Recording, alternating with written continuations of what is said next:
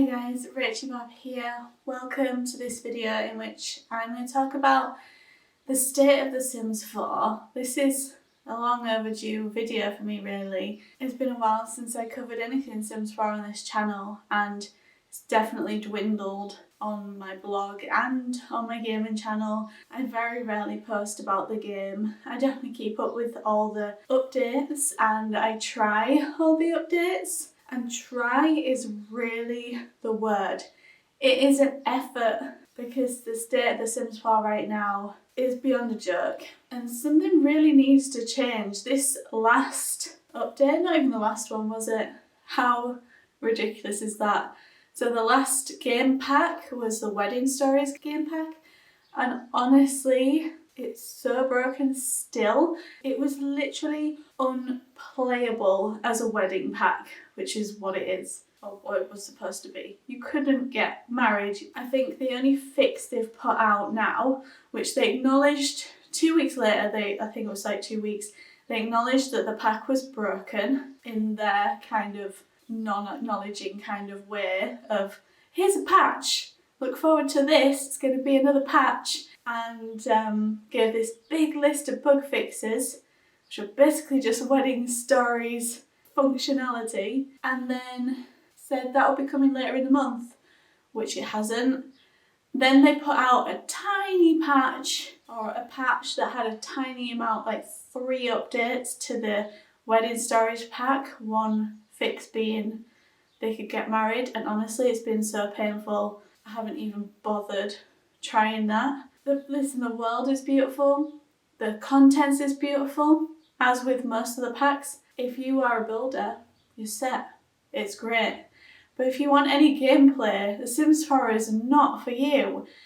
It's just dead, and every pack and kit and anything they add to it and Sims Delivery is just another nail in the coffin of the gameplay of The Sims 4. But the fact that they think, and by they, I don't mean the gurus. I don't really know who I mean because I presume I mean EA because EA in general do things very badly and it really reflects terribly on the gurus that are front of house and have to deal with the backlash, and it's so unfair because the gurus, I'm sure they feel completely restricted, and to be restricted, especially in a creative industry, is probably the worst feeling ever. But the fact that their work goes out and they want it to be something and it can't be, or it isn't, and it's just, it must be so heartbreaking. So I really do feel for them. So when I said they, the fact that they think, I really do mean the publisher, I think, without knowing all the full details. The fact that they think they could release a pack like that, that is so broken, like literally broken, even when it went out to us EA creators, it was broken with very little time to fix. So that's a big red flag. Then it was released broken. Then it wasn't acknowledged that it was broken. Then when it wasn't fixed straight away. Then the deadline they gave for fixing it didn't happen. Then they've continued to release paid content. So they've released a kit since then, and they've released some free content with the Sims Delivery, which it's great to get free stuff, but rather have what we've paid for fixed. It's just so insulting, and modders have been able to fix the stuff, so it's definitely fixable. That doesn't help people who play without mods or people on consoles who have also paid for this pack. The fact that they think they can get away with it, and the fact that they have gotten away with it and that they have done that, is absolutely shocking. But it's also not shocking because they do stuff like this all the time, and I think that's another really sad thing, is that they're getting away with this repeatedly just because they have such loyal fans. And that's why I'm making this video. That's why I don't just leave the community. That's why I don't give up, because I've been playing The Sims since it came out, since it was born, and I want to play it. And I don't think I'll ever give up hope, but I feel like I'm just sitting in the sidelines waiting for them to sort things out, because they seem to just drive things into the ground these days. It's very obvious what people want. it's very obvious what needs to be done, and it's very obvious that they're not doing either of those things. And I also just get this impression that everything with The Sims 4, it's obviously turned into a live service. And I know initially, I remember going to Gamescom pre-Sims 4 coming out to get a sneak peek at The Sims 4, and it was like a big deal that they were going to allow and support modders instead of stopping them from doing things, and everyone thought that was great, which it is great. But I can't help but feel that that has benefited them more than anyone, because it takes that air of responsibility away from them again. Everything gives them a news blast, whether it's good or bad. It's like, we've released this, news blast. It doesn't work, news blast. We're going to fix it, news blast. Everything is a news blast. Everything is a trending Twitter topic, whether it's good or bad.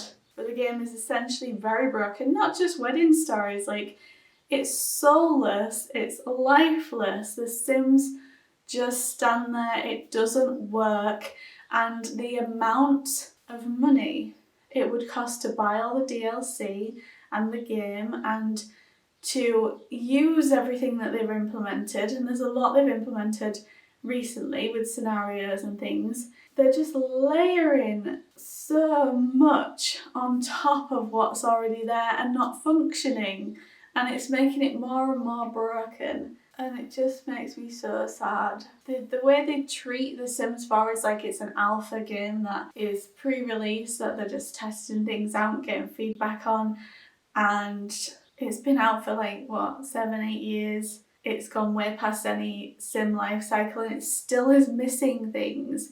And there's no reason for it to be missing things. They've had extra things that have come in that weren't in previous Sims games, and that's cool. Like, we don't want every edition to be the same, but when things are so highly requested and you're not doing them, The Sims 4 is just so broken. But yeah, I was beyond shocked when they released Wedding Stories in the state they did, and the fact that they still haven't fixed that just says it all. And it's really disrespectful to any Sims player, especially to anyone spending money on the game. The fact that they still had it on sale when they know it's not working, they're still selling that pack. It should not be allowed. But the fact that they're doing that, it set a new low bar for The Sims, in my opinion. And the fact as well that the marketing over the past 5 years or so has gone younger and younger and younger to then release this kind of content to that younger audience is so wrong again. There's so many levels why all of this is so wrong and not okay, and I don't really know what the conclusion of this video is, because it's really just a rant to get this all off my chest, and it's been going on for so long. But yeah, it just makes me sad and angry, and I don't know, I think a lot of you are feeling the same way, and I know that a lot of people get persecuted online for saying bad things about The Sims, and we should be grateful and all that kind of stuff, and definitely I'm grateful when I get things that work, but I also think it's very important to be vocal when they do things that are fundamentally very wrong. Also, just if you don't like something, be vocal. That's how games evolve and change, and developers and companies rely on feedback, whether it's good or bad. As long as it's constructive and not vicious, then it's just as important to give that feedback. So don't stop shouting, just make sure you aim it in the right places, I guess. But yeah, I do keep trying to play The Sims, but should we have a game that we have to try and play, that we have to try and feel like we're in the right mood to do, that makes us come away from it more stressed than we were when we went in, that won't save, that won't do what we want it to, that just is so robotic? It's not what The Sims fundamentally is supposed to be. Anyway, that's all I'm going to say on the matter. I'd love to know your comments either way. If you are enjoying the game, that's also nice to hear. I definitely don't begrudge anyone enjoying the game. And if you are a builder, there are some beautiful items in the game. So beautiful. So, you know, different people play in different ways, but certainly for me, who plays The Sims as a game, in gameplay mode, in live mode, it's just dead in so many ways. But yeah, thoughts in the comments. Thank you so much for watching, and I'll see you again soon. Bye!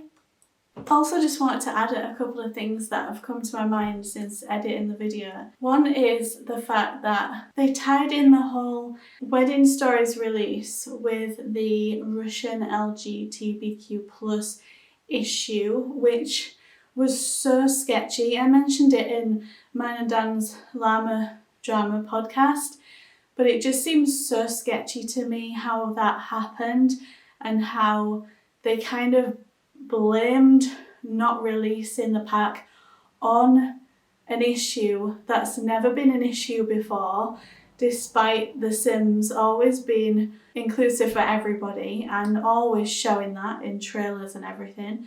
And it wasn't until multiple people in the community that lived in the affected area came forward saying that actually, no, that's not an issue, why would it be, why do we have to suffer, that they then decided, oh yeah, we will release it, that they then delayed the pack release to fit with the release in Russia, kind of making out that they were being so nice and including everybody, when actually the real reason was how broken the game was, so it benefited them more on so many levels. And that just seemed really sketchy to me, how they did that and how that all unfolded, and that each part of that was a new news blast, a new promo, a new bit of hype for this pack that was then still broken when it came out. And the other thing is how this all unfolds on Twitter.